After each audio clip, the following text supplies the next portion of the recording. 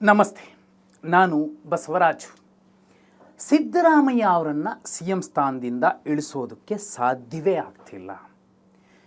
ಅತಿರಥ ಮಹಾರಥರೆಲ್ಲರೂ ಕೂಡ ಪ್ರಯತ್ನ ಮಾಡ್ತಿದ್ದಾರೆ. ಯಾಕೆ?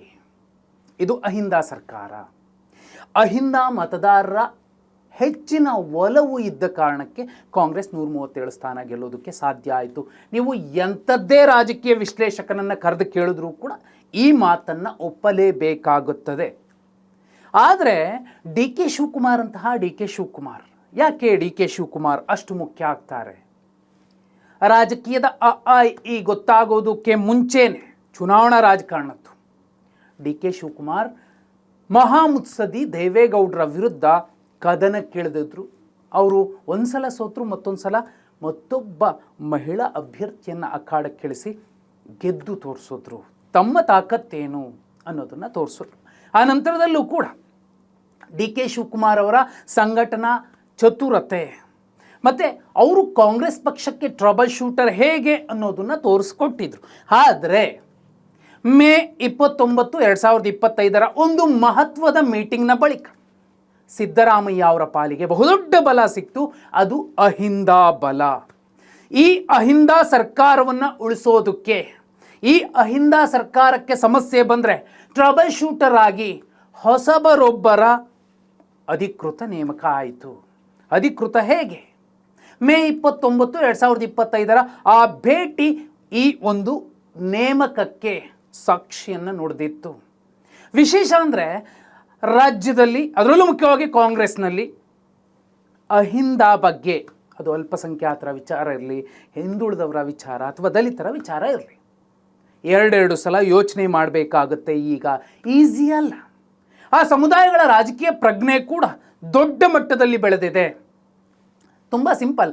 2023 ರಾಜ್ಯ ವಿಧಾನಸಭಾ ಚುನಾವಣೆಯ ರಿಸಲ್ಟ್ ಶೀಟ್ ತೆಗೆದು ನೋಡಿದ್ರೆ ಅತಿ ಹೆಚ್ಚು ಹಿಂದುಳಿದವರು ಗೆದ್ದಂತಹ ಪಕ್ಷ ಅತಿ ಹೆಚ್ಚು ಸ್ಥಾನಗಳನ್ನು ಗೆದ್ದಿದೆ. ST ಸಮಾಜದ ಅತಿ ಹೆಚ್ಚು ಶಾಸಕರು ಗೆದ್ದುಕೊಂಡಂತಹ ಪಕ್ಷ ದೊಡ್ಡ ಬಹುಮತವನ್ನು ಪಡ್ಕೊಂಡಿದೆ. ಆ ಎರಡೂ ಬಲಗಳಿಲ್ಲದೆ ಯಾರು ಕಡಿಮೆ ಸ್ಥಾನಗಳನ್ನು ಗೆದ್ದಿದ್ದಾರೆ ಅವರು ಕೆಳಗಿಳಿದಿದ್ದಾರೆ. ಯಾಕೆ ಹಾಗಾಯಿತು?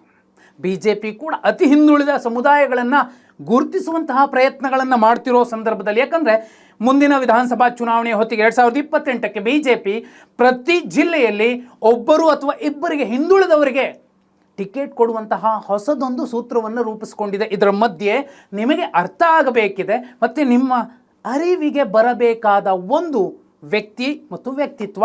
ಸಿದ್ದರಾಮಯ್ಯ ಅವರ ಸರ್ಕಾರವನ್ನು ಯಾಕೆ ಟಚ್ ಮಾಡೋಕ್ಕಾಗೋದಿಲ್ಲ ಅಂದರೆ ಅಹಿಂದಾದ ಒಂದು ರಕ್ಷಾ ಕವಚ ಇದೆ. ಅದರಲ್ಲೂ ಮುಖ್ಯವಾಗಿ ಹಳದಿ ಶಾಲು ಭಯ ಶುರುವಾಗಿದೆ ಕೆಲವರಿಗೆ. ಏನೂ ಮಾಡಲಿಕ್ಕಾಗೋದಿಲ್ಲ. ಸಿದ್ದರಾಮಯ್ಯ ಅವರ ಈ ಹಿಂದಿನ ಟರ್ಮ್ನಲ್ಲಿ ಅವರಿಗೆ ರಾಜಕೀಯ ಕಾರ್ಯದರ್ಶಿಯಾಗಿ ಜೊತೆಯಲ್ಲಿ ನಿಂತಂಥವರು ಯಾವುದೋ ಕಾರಣಕ್ಕೆ ಆ ಹುದ್ದೆಯಿಂದ ಕೆಳಗಿಳಿಬೇಕಾಯಿತು. ಅದಾದ ಮೇಲೆ ಕೇಂದ್ರದ ನಾಯಕರು, ಅದು ಕಾಂಗ್ರೆಸ್ ಹೈಕಮಾಂಡ್, ದೆಹಲಿಯ ನಾಯಕರಿಗೂ ಸಿದ್ದರಾಮಯ್ಯ ಅವರಿಗೂ ಮಧ್ಯೆ, ಅಹಿಂದ ಸರ್ಕಾರಕ್ಕೂ ಮಧ್ಯೆ ಒಂದು ಸಂಧಾನಕಾರರಾಗಿ, ಕೊಂಡಿಯಾಗಿ, ಅತ್ಯಂತ ವಿಶ್ವಾಸಿಯಾಗಿ ಒಬ್ಬರ ಅಗತ್ಯ ಇತ್ತು. ಆ ಅಗತ್ಯವನ್ನು ತುಂಬಿದ್ದು ಮತ್ತೆ ಸಿದ್ದರಾಮಯ್ಯ ಅವರ ಅಹಿಂದ ಟ್ರಬಲ್ ಶೂಟರ್. ಯಾರವರು ನೋಡಿ, ತುಂಬ ಸೂಕ್ಷ್ಮವಾಗಿ ನಿಮಗೊಂದು ಪ್ರಕರಣವನ್ನು ನೆನಪು ಮಾಡಿಕೊಡ್ಬೇಕು. ಯಾಕೆ ಇದನ್ನೆಲ್ಲ ಹೇಳ್ತಿರೋದು ಅಂದರೆ, ನಾಳೆ ಗುರುವಾರ ಒಂದು ಮಹತ್ವದ ಮೀಟಿಂಗ್ ಆಗಲಿದೆ.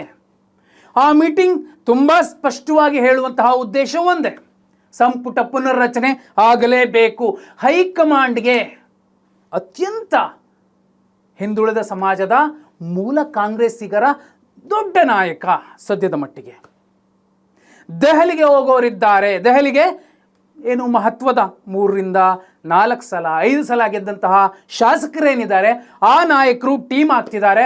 ಅವರು ನಮಗೆ ಸಂಪುಟ ಪುನರ್ರಚನೆ ಆದರೆ ಅವಕಾಶ ಕೊಡಬೇಕು, ಸಂಪುಟ ಪುನರ್ರಚನೆ ಮಾಡಿ, ನಾಯಕತ್ವದ ಬದಲಾವಣೆಯ ಅಗತ್ಯ ಇಲ್ಲ ಅನ್ನೋ ಸಂದೇಶ ರವಾನಿಸುವಂತಹ ಎಲ್ಲ ಸಾಧ್ಯತೆಗಳು ಇದೆ. ಇದರ ಮಧ್ಯೆ ಔತಣಕೂಟ ಆಯಿತು. DK ಶಿವಕುಮಾರ್ ಅವರು, ಸಿದ್ದರಾಮಯ್ಯ ಅವರು ಒಟ್ಟೊಟ್ಟಿಗೆ ಕೂತರು, ಒಟ್ಟೊಟ್ಟಿಗೆ ಮಾತಾಡಿದ್ರು. ಅಲ್ಲಿ ಕೂತು ಮಾತಾಡಿದ್ದು ಒಂದೇ, ಸಿದ್ದರಾಮಯ್ಯ ಅವರು ಕೊಟ್ಟಂತಹ ಸಂದೇಶ ಒಂದೇ: 2028ರಲ್ಲಿ ಮತ್ತೆ ಸರ್ಕಾರವನ್ನು ತರಬೇಕಿದೆ, ಪಕ್ಷವನ್ನು ಅಧಿಕಾರಕ್ಕೆ ತರಬೇಕಿದೆ, ಅದಕ್ಕೆ ನಮ್ಮಿಬ್ಬರ ನಾಯಕತ್ವ ಮುಖ್ಯ. ಆ ನಂತರ ಡಿ ಕೆ ಶಿವಕುಮಾರ್ ಅವರು ಏನು ಬೇಕಾದರೂ ಆಗಬಹುದು, ಅವರಿಗೆ ಭವಿಷ್ಯ ಇದೆ 28ರ ನಂತರ, ಇದೇ ಮಾತನ್ನು ಹೇಳುವ ಮೂಲಕ ಪೂರ್ಣಾವಧಿಗೆ ಸಿದ್ದರಾಮಯ್ಯ ಅವರೇ ಮುಖ್ಯಮಂತ್ರಿಯಾಗಿ ಇರ್ತಾರೆ ಅನ್ನೋ ಸ್ಪಷ್ಟ ಸಂದೇಶವನ್ನು ರವಾನಿಸಿದ್ದಾರೆ. ಇದರ ಜೊತೆಯಲ್ಲಿ ಹಳದಿ ಶಾಲು ಭಯ ಯಾಕೆ ನೋಡಿ, ತುಂಬ ಸೂಕ್ಷ್ಮವಾಗಿ ಅಥವಾ ಜನರಲಿ ನೀವು ನೋಡಿದ್ರೆ ಹಿಂದುಳಿದ ಸಮಾಜಗಳ ಸಾಂಸ್ಕೃತಿಕ ಕಾರ್ಯಕ್ರಮಗಳ ಸಂದರ್ಭದಲ್ಲಿ ಅವರ ಎಲ್ಲರ ಹೆಗಲ ಮೇಲೆ ಹಳದಿ ಶಾಲು ಇರುತ್ತೆ, ಭಂಡಾರ ಮೈ ಮೇಲೆ ಕಾಣುತ್ತೆ. ನೀವು ಹಾಲುಮತ ಸಮಾಜ, ಕುರುಬ ಸಮಾಜದ ಕಾರ್ಯಕ್ರಮಗಳಲ್ಲಿ ನೋಡಿ, ಅಥವಾ ಈಡಿಗ ಬಿಲ್ಲವ ಸಮಾಜದ ಕಾರ್ಯಕ್ರಮಗಳು, ತಿಗಳ ಸಮಾಜ, ಯಾವುದಾದ್ರೂ ಹಿಂದುಳಿದ ಸಮಾಜಗಳ ಕಾರ್ಯಕ್ರಮಗಳು, ಹಳದಿ ಶಾಲು, ಹಳದಿ, ನೀಲಿ, ಹಸಿರು ಶಾಲುಗಳು ಇವತ್ತು ಅಹಿಂದ ಸರ್ಕಾರ ರಾಜ್ಯದಲ್ಲಿ ಬರೋದಕ್ಕೆ ಬಹುದೊಡ್ಡ ಪಾತ್ರವನ್ನು ವಹಿಸಿವೆ. ಇದರ ಜೊತೆಯಲ್ಲಿ ಯಾಕೆ ಈ ಹಳದಿ ಶಾಲು ಭಯ? ರಾಜ್ಯದಲ್ಲಿ ನೀವು ಎಲ್ಲೇ ಹೋಗಿ ಅಲ್ಪಸಂಖ್ಯಾತ, ಹಿಂದುಳಿದ, ದಲಿತ ಮತಗಳ ಮತ ಭಿಕ್ಷೆ ಇಲ್ಲದೆ ಯಾವ ಸಮಾಜದ ಒಂದೇ ಒಂದು ಮತ ಇಟ್ಕೊಂಡು ನಾನು ಗೆಲ್ತೀನಿ ಅಂತ ಹೇಳಬಹುದಾದಂಥ ಒಬ್ಬೇ ಒಬ್ಬ ಶಾಸಕ, ನಾಯಕ ಈ ರಾಜ್ಯದ 224 ಕ್ಷೇತ್ರಗಳಲ್ಲಿ 28 ಲೋಕಸಭಾ ಕ್ಷೇತ್ರಗಳಲ್ಲಿ ಯಾರೂ ಇಲ್ಲ, ಇರೋಕೆ ಸಾಧ್ಯವೇ ಇಲ್ಲ. ಹೇಳ್ಬಿಡ್ಲಿ ನನಗೆ ಅಹಿಂದ ಮತಗಳು ಬೇಡ, ನಾನು ಗೆದ್ದು ತೋರಿಸ್ತೀನಿ ಅಂತ, ಸಾಧ್ಯ ಇಲ್ಲ. ಇದು ಯಾಕೆ ಈ ಎಲ್ಲ ಚರ್ಚೆ ಆಗ್ತಿದೆ ಅಂದರೆ, ನೀವು ತುಂಬ ಒಂದು ಅಂದಾಜು ಮಾಡಿ ನೋಡಿ, 2008ರ ನಂತರ, ಅದರಲ್ಲೂ 2006ರ 2020 ಸರ್ಕಾರದ ನಂತರ, ಅದಕ್ಕೂ ಮುಖ್ಯವಾಗಿ 2004ರ ಕಾಂಗ್ರೆಸ್ JDS ಮೈತ್ರಿ ಸರ್ಕಾರದ ಪತನದ ನಂತರ ಅಹಿಂದ ಜಾಗೃತಿ ಎಷ್ಟರ ಮಟ್ಟಿಗಿದೆ ಅಂದರೆ 13, 18ರಲ್ಲಿ ದೊಡ್ಡದೊಂದು ವ್ಯತ್ಯಾಸ ಏನಾಗಲಿಲ್ಲ. 80 ಸ್ಥಾನ ಕಡಿಮೆ ಏನಲ್ಲ, 66ಕ್ಕೆ ಇಳಿದಿರುವಂತಹ BJPಗಿಂತ ಬೆಸ್ಟ್. ಇನ್ನೂ ಮುಖ್ಯ ಯಾಕೆ ಅಂದರೆ 18ಕ್ಕೆ ಏನು ಅಹಿಂದ ವರ್ಗಕ್ಕೆ ಒಂದು ಸಂಕಟ ಆಯಿತು, 23ಕ್ಕೆ ಅದರ ಎಲ್ಲ ನೋವು, ಹತಾಶೆ, ಅಪಮಾನ ಎಲ್ಲವನ್ನೂ ಕೂಡ ಮತದ ಮೂಲಕ ಗುದ್ದು ತೋರಿಸಿದ್ರು. ಅಹಿಂದ ಸರ್ಕಾರ ರಾಜ್ಯದಲ್ಲಿ ಬಂತು. ಕಾಂಗ್ರೆಸ್ನಲ್ಲಿ ಮಾತ್ರ ಅಹಿಂದ ಸರ್ಕಾರ ಇದೆ, ಹೌದು. BJPಲಿ ಬಂದರೆ ಒಂದು ವೇಳೆ ಹಿಂದುಳಿದ ದಲಿತರ ಸರ್ಕಾರ, ಹಿಂದ ಸರ್ಕಾರ ಬರಬಹುದು. ಅಂಥದ್ದೇ ಒಂದು ಚಿಂತನೆಯಲ್ಲಿ ರಾಯಣ್ಣ ಬ್ರಿಗೇಡನ್ನು ಈಶ್ವರಪ್ಪ ಅವರು ಮಾಡಿದರು. ಅದನ್ನು ಮುಂದುವರಿಸಿದ್ದಿದ್ರೆ BJPಗೂ ಒಂದು ಒಳ್ಳೆ ಲಾಭ ಆಗ್ತಿತ್ತೋ ಏನೋ, ಆದರೆ ಅವರು ಅರ್ಧಕ್ಕೆ ನಿಲ್ಲಿಸಿದ್ರು. ಯಾಕೆ ನಿಲ್ಲಿಸಿದ್ರು ಗೊತ್ತಿಲ್ಲ. ಒಂದು ವೇಳೆ ಅದು ಮುಂದುವರಿಸಿದ್ರೆ ಸಿದ್ದರಾಮಯ್ಯ ಅವರನ್ನು ದೇವೇಗೌಡರು ಹೇಗೆ ಹೊರಗೆ ತಳ್ಳಿದ್ರು, ಅದೇ ರೀತಿ ಈಶ್ವರಪ್ಪ ಅವರನ್ನು ತಳ್ತಿದ್ರು ಏನೋ ಗೊತ್ತಿಲ್ಲ.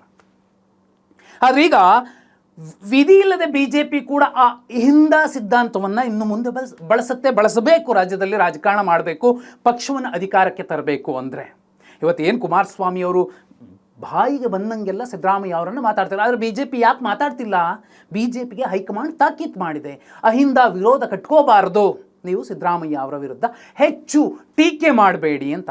ಇದೆಲ್ಲವೂ ಕೂಡ ಈ ಹಳದಿ ಶಾಲು ಭಯ ಯಾಕೆ ಅನ್ನೋದೇ ಒಂದು ಸ್ಪಷ್ಟ ವಿಚಾರ ಆಗಿರುವಂತಹ ಸಂದರ್ಭದಲ್ಲಿ ಯಾರು ಈಗ ಅಹಿಂದ ಸರ್ಕಾರದ ಟ್ರಬಲ್ ಶೂಟರ್ ನೋಡಿ, ಮೇ 29, 2025 BK ಹರಿಪ್ರಸಾದ್ ಸಿದ್ದರಾಮಯ್ಯ ಅವರ ಬಗ್ಗೆ ಅದಕ್ಕೂ ಮುಂಚೆ ಸಾಕಷ್ಟು ಸಲ ಟೀಕೆ ಮಾಡ್ತಿದ್ರು, ಅವರದ್ದೇ ಸರ್ಕಾರದ ವಿರುದ್ಧ ಗಟ್ಟಿಯಾಗಿ ಗುಡುಕ್ತಿದ್ರು. ಆದರೆ ಆ ನಂತರದಲ್ಲಿ ಏನಾಯಿತು ನೋಡಿ, ಇವರಿಬ್ಬರು ಒಟ್ಟಾದ ಮೇಲೆ ಏನೇನಾಗ್ತಾ ಬಂತು ಅಂತ ತುಂಬ ನೀವು ಒಂದು ಅನುಕ್ರಮದಲ್ಲಿ ನೋಡಿದ್ರೆ, ಆ ಟೈಮಿಂಗ್ಸು, ದಿನಾಂಕಗಳನ್ನು ನೋಡ್ತಾ ಬಂದರೆ, ಇತ್ತೀಚೆಗೆ ದೊಡ್ಡದೊಂದು ಮೆಸೇಜ್ ಕೊಟ್ಟರು. ಡಿಸೆಂಬರ್ 4, 2025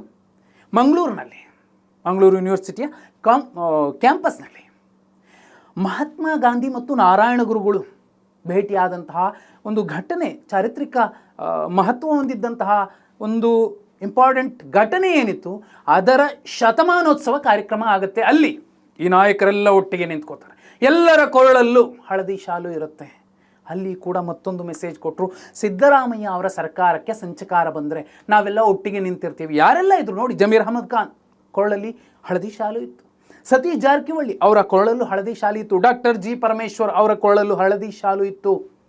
BK ಹರಿಪ್ರಸಾದ್ ಆ ಕಾರ್ಯಕ್ರಮದ ಮುಂದಾಳು ಆಗಿದ್ದರು, ರೂವಾರಿ ಆಗಿದ್ದರು. ಅದೇ ಕಾರ್ಯಕ್ರಮದಲ್ಲಿ ಆ ಕಾರ್ಯಕ್ರಮಕ್ಕೆ ಒಂದು ಬೇರೆಯದ್ದೇ ಮೆಸೇಜನ್ನು ಕೊಡಲಿಕ್ಕೆ ಬಂದಂತಹ ನಾಯಕರೊಬ್ಬರು DK ಶಿವಕುಮಾರ್ ಅವರ ಅಣತಿಯ ಮೇರೆಗೆ ಬಂದಿದ್ದರು. ಯಾಕಂದರೆ DK ಶಿವಕುಮಾರ್ ಅವರು ಆ ವೇದಿಕೆಯಲ್ಲಿ ಇರಲಿಲ್ಲ. ಆಮೇಲೆ ಏನಾಯಿತು, ಆ ನಾಯಕರನ್ನು ಸುಮಾರು 8 ತಿಂಗಳ ಬಳಿಕ DK ಶಿವಕುಮಾರ್ ಅವರು ವೈಯಕ್ತಿಕ ಭೇಟಿ ಅನ್ನೋ ರೀತಿಯಲ್ಲಿ ಹೋಗಿ ಭೇಟಿ ಮಾಡ್ಕೊಂಡು ಬಂದರು. ಆಗ ಗೊತ್ತಾಯಿತು ಏನಾಗ್ತಿದೆ ಏನಾಯಿತು ಅಂತ. ಈಗ ಬಿ ಕೆ ಹರಿಪ್ರಸಾದ್ ಅವರ ನೇತೃತ್ವದಲ್ಲೇನೆ ಈ ಅತ್ಯಂತ ಹಿರಿಯ ಮತ್ತು ಮೂಲ ಕಾಂಗ್ರೆಸ್ಸಿಗ ಶಾಸಕರೇನಿದ್ದಾರೆ, ಇದುವರೆಗೂ ಯಾವ ಬಣಗಳಲ್ಲಿ ಗುರುತಿಸ್ಕೊಳ್ಳದೆ ಇರುವಂಥವರು ಮತ್ತು ಹೈಕಮಾಂಡ್ ಮಾತನ್ನು ಕೇಳುವಂಥವರು, ಅವರು ಸಂಪುಟ ಪುನರ್ರಚನೆ ಆಗಬೇಕು, ನಾಯಕತ್ವದ ಬದಲಾವಣೆ ಆಗೋದು ಬೇಡ. ಒಂದು ವೇಳೆ ನಾಯಕತ್ವದ ಬದಲಾವಣೆ ಆದರೆ 2028ಕ್ಕೆ ಪಕ್ಷಕ್ಕೆ ಲಾಸ್ ಆಗುತ್ತೆ. ಮತ್ತು ಈಗೇನು ಪಂಚರಾಜ್ಯ ಚುನಾವಣೆ ಇದೆ, ಅಲ್ಲೂ ಕೂಡ ನಾವು ಬೇರೆಯದ್ದೇ ಮೆಸೇಜ್ ಕೊಟ್ಟಂತಾಗುತ್ತೆ. ಅಲ್ಲೂ ಕೂಡ ಅಹಿಂದ ವರ್ಗ ಏನಿದೆ ಆ ಮತಗಳು ಕಾಂಗ್ರೆಸ್ನಿಂದ ಚದುರಬಹುದು ಅನ್ನುವಂತಹ ಒಂದು ಸಂದೇಶ ರಿಪೋರ್ಟ್ ಸಬ್ಮಿಟ್ ಮಾಡಬಹುದು. ಇದರ ಮಧ್ಯೆ ಇತ್ತೀಚೆಗೆ ತುಂಬ ಸೂಕ್ಷ್ಮವಾಗಿ ನೀವು ಗಮನಿಸಿದ್ರೆ ಅಹಿಂದ ಸರ್ಕಾರದ ಟ್ರಬಲ್ ಶೂಟರ್ಗಳಲ್ಲಿ ಮುಂದಾಳುವಾಗಿರುವಂಥವರು B K Hariprasad. No doubt ಸಂಪುಟ ಪುನರ್ರಚನೆ ಆದರೆ ಹಾಗೆ ಆಗುತ್ತೆ. ಹಿಂದುಳಿದ ಸಮಾಜದ ಬಿ ಕೆ ಹರಿಪ್ರಸಾದ್ ಅವರು ಮೇ ಬಿ ಗೃಹ ಸಚಿವರು ಅಥವಾ ಉಪಮುಖ್ಯಮಂತ್ರಿ ಆಗುವ ಸಾಧ್ಯತೆಗಳನ್ನು ತಳ್ಳಿ ಹಾಕುವಂತಿಲ್ಲ. ಹಳದಿ ಶಾಲು ಭಯ ಈಗಷ್ಟೇ ಆರಂಭ ಆಗಿಲ್ಲ, ತುಂಬ ದಿನದ ಹಿಂದೆನೇ ಆಯಿತು. ಆದರೆ ಇನ್ನು ಮೇಲೆ ಹಳದಿ ನೀಲಿ ಹಸಿರು ಶಾಲುಗಳನ್ನು ಕಂಡ್ರೆ ಎಲ್ಲರೂ ಕೂಡ ಆತಂಕ ಪಡಬೇಕಾಗತ್ತೆ. ರಾಜಕಾರಣದಲ್ಲಿ ಜಾತಿ ರಾಜಕಾರಣ ಮಾಡ್ತೀವಿ ಅಂತ ಇಷ್ಟು ದಿನಗಳ ಕಾಲ ಮೀಸೆ ತಿರುವಿಕೊಂಡವರು, ತಮ್ಮದೇ ಪಾರುಪತ್ಯವನ್ನು ಪ್ರತಿಷ್ಠಾಪಿಸಿದವರು, ಪದೇ ಪದೇ ಅದೇ ಕ್ಷೇತ್ರಗಳಿಂದ ಗೆದ್ದು ಬಂದವರು, ಪದೇ ಪದೇ ನೊಂದವರ, ಶೋಷಿತರ, ಹಿಂದುಳಿದವರ, ದಮನಿತರ, ಅಲ್ಪಸಂಖ್ಯಾತರ ಕೇವಲ ಮತಗಳನ್ನು ಬಳಸಿಕೊಂಡು ಅವರನ್ನು ಅಧಿಕಾರದ ಕುರ್ಚಿಯ ಮೇಲೆ ಬಂದು ಕೂರದಂತೆ ನೋಡಿಕೊಂಡವರ ನಡ ಮುರಿಯುವಂತಹ ಎಲ್ಲ ಸಾಧ್ಯತೆಗಳಿದೆ. ಯಾಕಂದರೆ ಅಹಿಂದ ವರ್ಗ ಜಾಗೃತ ಆಗಿದೆ. ಸಿದ್ದರಾಮಯ್ಯ ಅವರ ಜೊತೆಯಲ್ಲಿ ತುಂಬ ಗಟ್ಟಿಯಾಗಿ ಅಹಿಂದ ಸರ್ಕಾರಕ್ಕೆ ಟ್ರಬಲ್ ಶೂಟರ್ ಆಗಿರುವಂತಹ ಕೆಲವರ ಪೈಕಿ ಬಿ ಕೆ ಹರಿಪ್ರಸಾದ್ ಮೊದಲಿಗರು. ಹಾಗಿದ್ರೆ ಸಿದ್ದರಾಮಯ್ಯ ಅವರ ಸರ್ಕಾರವನ್ನು ಅವರನ್ನು ಮನವೊಲಿಸಿ ಕೆಳಗಿಳಿಸುವಂತಹ ಪ್ರಯತ್ನಕ್ಕೆ ಬದಲಾಗಿ ಹೆದರಿಸಿ ಬೆದರಿಸಿ ಇಳಿಸುವ ಕ್ಷಿಪ್ರಕ್ರಾಂತಿಗಳನ್ನು ಮಾಡೋದಕ್ಕೆ ಸಾಧ್ಯ ಇದೆಯಾ? ಬಿ ಕೆ ಹರಿಪ್ರಸಾದ್ ಒಬ್ಬ ಹಿಂದುಳಿದ ನಾಯಕನಾಗಿ ಸಿದ್ದರಾಮಯ್ಯ ಅವರ ಜೊತೆಯಲ್ಲಿ ಇಷ್ಟು ಗಟ್ಟಿಯಾಗಿ ನಿಲ್ತಿದ್ದಾರೆ ಅಂದರೆ ಇದು ಮುಂದಿನ ಅಹಿಂದ ನಾಯಕರಿಗೆ, ಅಹಿಂದ ನಾಯಕತ್ವಕ್ಕೆ ಒಂದು ಮಾದರಿ ಜೋಡಿಯಾಗಿ ಕಾಣುತ್ತೆ. ನೀವೇನಂತೀರಾ? ಕಮೆಂಟ್ ಮಾಡಿ.